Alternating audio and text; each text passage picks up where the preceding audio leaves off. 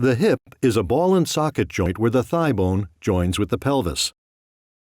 Surrounded by cartilage, muscles, tendons, and ligaments, it is the deepest and largest weight-bearing joint in the body. The pelvis has a cup-shaped socket called the acetabulum, lined with cartilage. Another layer of cartilage enables the head of the femur to smoothly articulate with the acetabulum. A healthy hip can be damaged by disease such as arthritis or injury.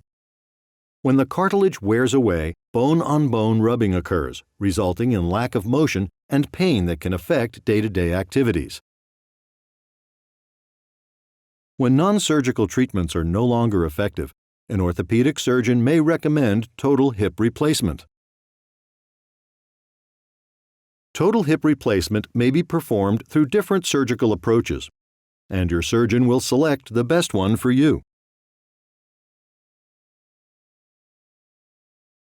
Once the surgeon accesses the hip joint, the diseased head of the femur is removed. The hip socket, acetabulum, is prepared by using special instruments to make it the right size and shape for a new implant.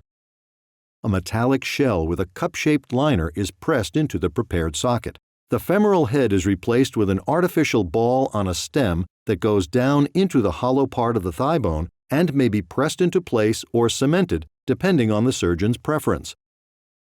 The ball and socket are then placed together to complete the procedure.